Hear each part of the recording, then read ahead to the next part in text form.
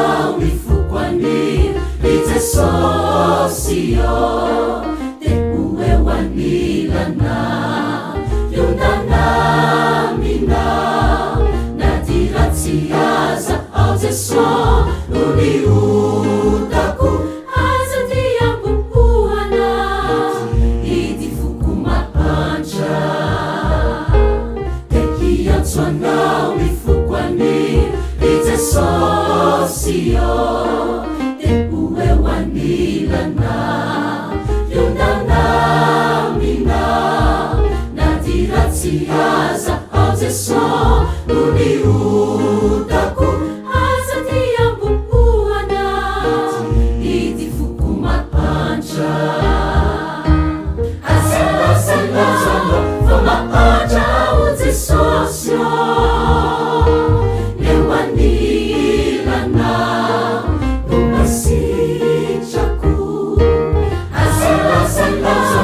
fa mawaiza mo ao Jesosio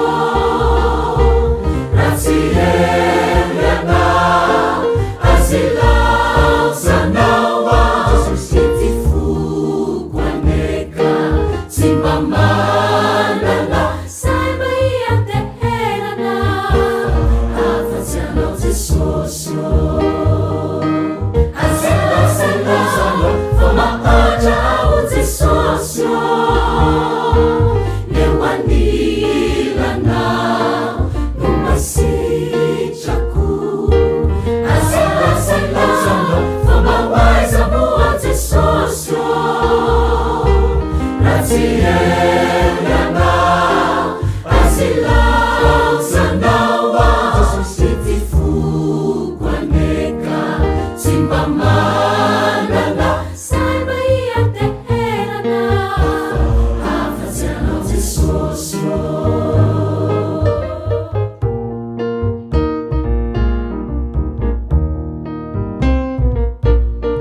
azavelanao angaian i Jesosio de hipitsika amina mba henoy Jeso na di eo antongotrao aza no toerana fantatra fa sahaza a ty ekeko Jesosio azavelanao angaian i Jesosio de hipitsika amina mba henoy Jeso na di eo antongotrao aza no toerana fantatra fa sahaza a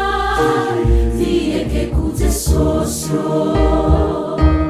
azelazelaza fa mahantra ao Jesosio eo anilana no masitrako azelazelaza